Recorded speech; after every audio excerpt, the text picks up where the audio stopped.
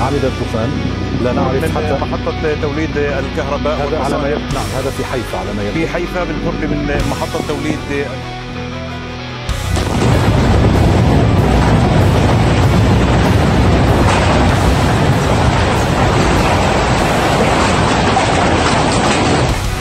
Di balik gurun yang membara dan langit malam yang penuh drone tak terlihat, sebuah babak baru dari konflik abadi mulai terbuka. Dua kekuatan Timur Tengah, Iran dan Israel, sekali lagi berdiri berhadapan, di atas tanah, di langit, dan dalam bayangan.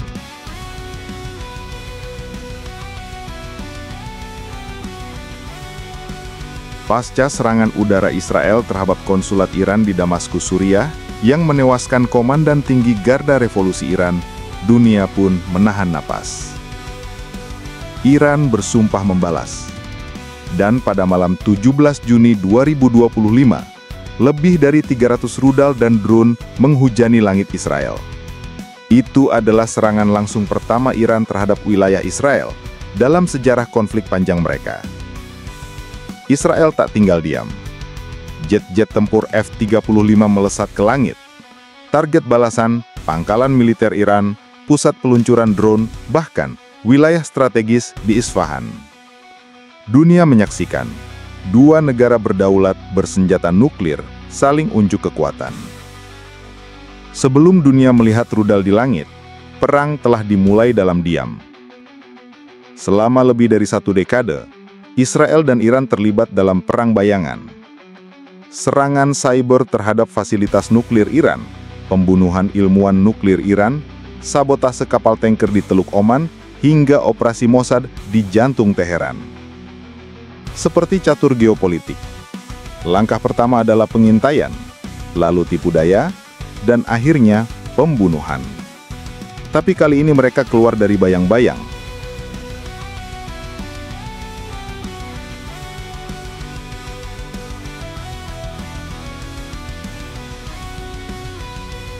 Konflik Iran-Israel mengundang intervensi global. Amerika Serikat segera mengaktifkan sistem pertahanan di kawasan. Inggris, Jerman, dan Prancis meminta deeskalasi. Saudi Arabia dan Uni Emirat Arab menyampaikan kekhawatiran terbuka. Tapi Lebanon, Hizbullah mulai memanaskan senjata.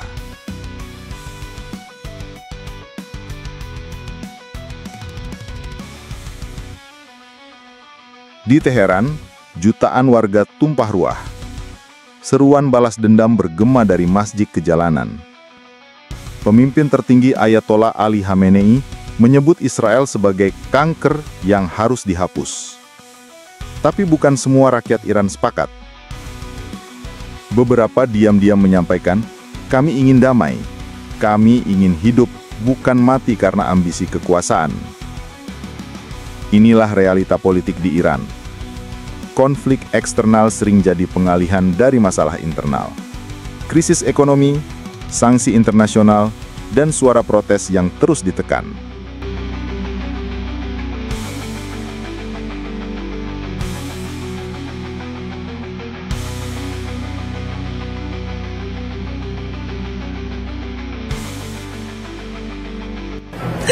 ובעיקר מה שכואב לי שזה המציאות שלנו והבנה.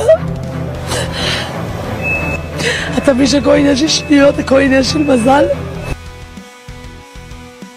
Siang dan malam menjadi satu.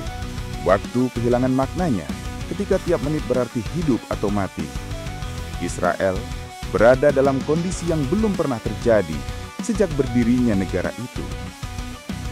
Teheran melancarkan serangan kini dengan strategi militer yang matang. Bukan hanya balasan, tapi sebuah pesan bahwa dominasi militer Israel bisa digoyang, bahwa langit mereka pun bisa terbakar. Di pusat pemerintahan Israel, Perdana Menteri Netanyahu menghadapi tekanan terbesar sepanjang karirnya. Publik panik, kepercayaan goyah, dan dunia hanya bisa menyaksikan dengan gemetar. Dunia terperangah. Negara-negara besar menyerukan deeskalasi, tapi suara diplomasi tenggelam didengar ledakan dan raungan jet tempur. Iran tak mundur, Israel bersiap membalas, dan dunia berdiri di tepi perang besar. Di balik angka korban dan laporan taktis, ada nyawa, ada duka, ada keluarga yang hancur. Di setiap batu yang runtuh, ada cerita manusia yang tak sempat ditulis. Jika ini bukan perang, maka apa? Jika ini bukan peringatan, lalu siapa yang akan mendengar?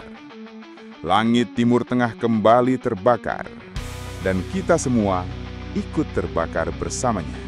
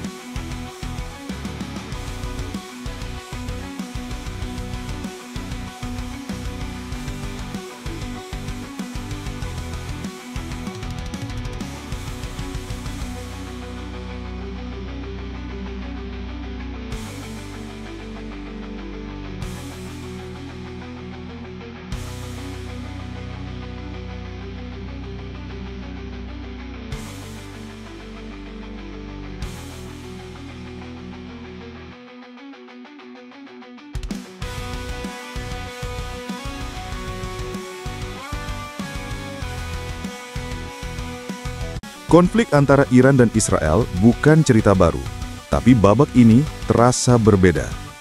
Semua bermula dari serangan udara Israel yang diklaim menargetkan fasilitas pengembangan drone milik Iran di wilayah Damaskus. Iran membalas dengan rudal balistik jarak menengah yang menghantam pangkalan militer Israel di Negev Barat. Serangan balasan ini bukan sekadar simbolik. Ini presisi militer dengan pesan. Iran tidak akan tinggal diam. Pukul 3.45 dini hari waktu Teheran, sirene peringatan menggema di wilayah selatan Iran. 3 jet tempur Israel meluncurkan serangan udara ke fasilitas komunikasi militer di Shiraz. Beberapa jam kemudian, Iran merespons dengan drone Shahed 147 yang menyasar pelabuhan militer Haifa. Hasilnya, 3 kapal logistik terbakar. Sementara itu, lebih dari 70 warga sipil dilaporkan terluka, dan dunia mulai bertanya-tanya, di mana batasnya?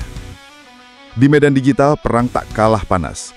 Akun media sosial militer Iran merilis video yang menunjukkan rudal diluncurkan dari gurun. Di sisi lain, IDF mengunggah footage pasukan elit yang mengepung markas milisi proksi Iran di perbatasan Lebanon.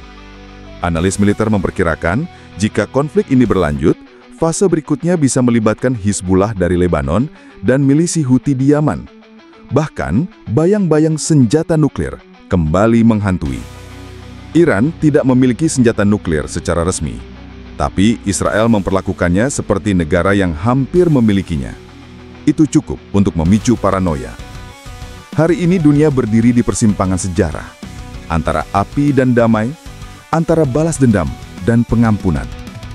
Iran dan Israel, dua bangsa dengan sejarah panjang, kini ditantang untuk menentukan masa depannya. Apakah kita akan melihat fajar perdamaian atau malam panjang penuh bara? Pertanyaan besar yang tersisa, apakah dunia akan membiarkan sejarah terulang? Apakah kekuatan besar akan terus bermain catur di atas penderitaan rakyat biasa? Iran dan Israel mungkin bermusuhan, tapi perdamaian tetap mungkin. Jika ada yang mau mengalah dan dunia mau mendengar.